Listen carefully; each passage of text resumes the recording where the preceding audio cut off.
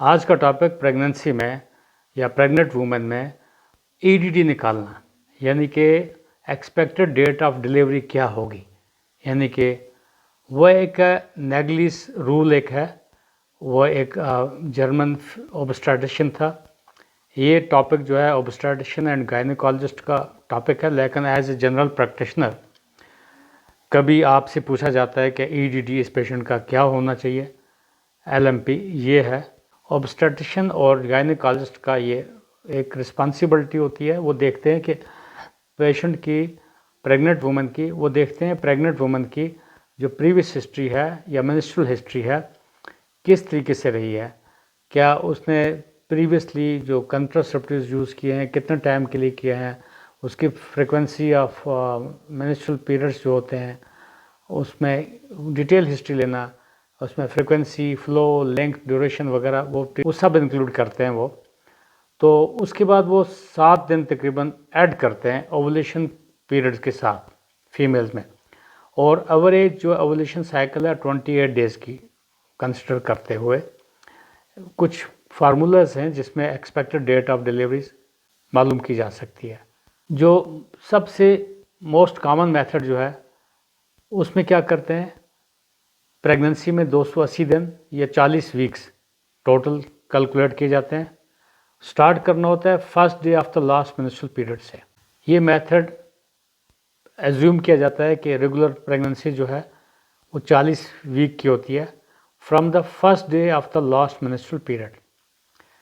तो जब EDD calculate करते हैं एक मेथड ये है, नोट डाउन के first day of the last menstrual period जो होता है उसके साथ 280 दिन जमा करते हैं या 40 week to the last menstrual period date. For example अगर किसी का first day of the last menstrual period है 1 मार्च को है, तो जो ईडीडी होगा यूजिंग द मेथड ए, जो मैं ये वाला मेथड बता रहा हूँ, दैट मीन्स कि दिसंबर 6 को, सो मार्च 1 + 2 80 डेज। एक मेथड ये है।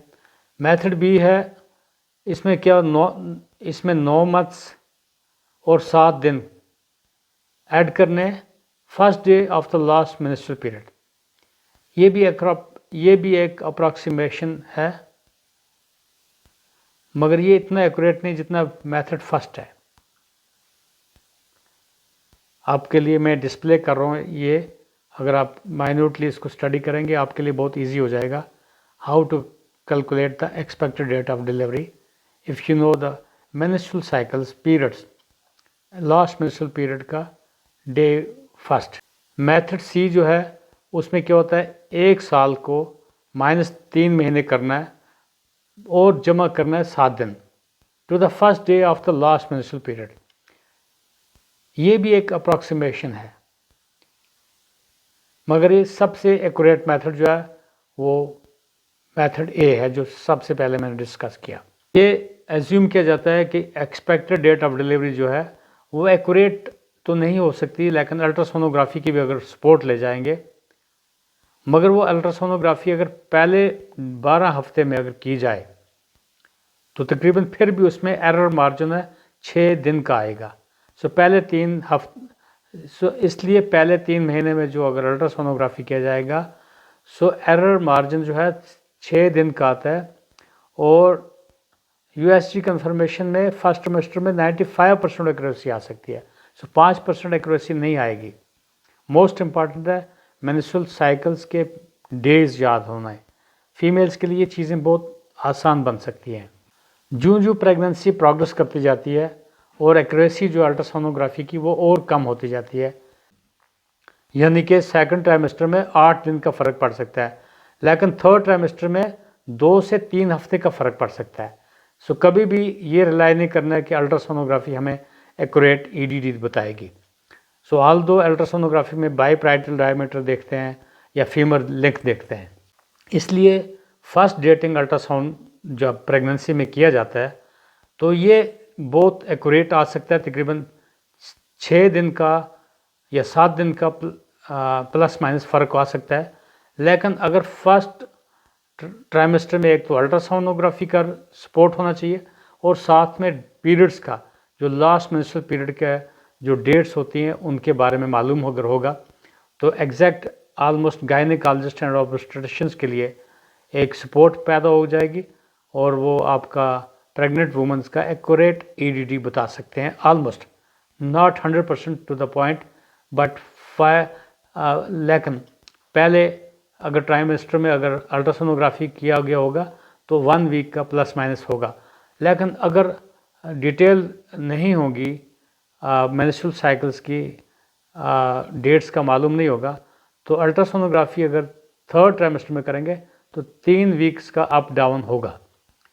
सो इसलिए प्रेफरेबली डेट्स फीमेल्स को वो अपनी याद रखनी चाहिए ताकि अपने गायनेकोलॉजिस्ट को, जो ऑब्स्टेट्रिशियंस हैं, उनको अपना एक्यूरेट डेट्स के साथ साथ वो तो बाकी क्लिनिकल कोरिलेट भी करते हैं, वो फिज़िकल एग्जामिनेशन से लेकर क्लिनिकल एग्जामिनेशन भी कर लेते हैं कि हाँ वो इस तरीके से फंडल हाइट के हिसाब से देखते हैं, जैसे फंडल हाइट अगर अम्बलाइकस तक होगी तो कितना वीक्स लिया जाता है, फुल हाइपोगैस्ट्रिक तक कितना वीक्स होगा, तो कोरिलेट क्लिनिकली भी करना है। लेकिन जो हमें चाहिए अपने ऑब्स्टेट्रिशियंस या गायनेकोलॉजिस्ट को ये रिपोर्टें जो अपने पीरियड्स की होगी वो एक्यूरेट बताएं ताकि उनके लिए ये आसानियाँ पैदा हो जाएं। फीमेल्स में जो प्रेगनेंसी होती है वो ईडीडी के मुताबिक तकरीबन प्लस माइनस अपने टाइम पे हो जाए, और प्री टर्म जब होता है 37 वीक से पहले, और पोस्ट डेटेड प्रेगनेंसी जब होती है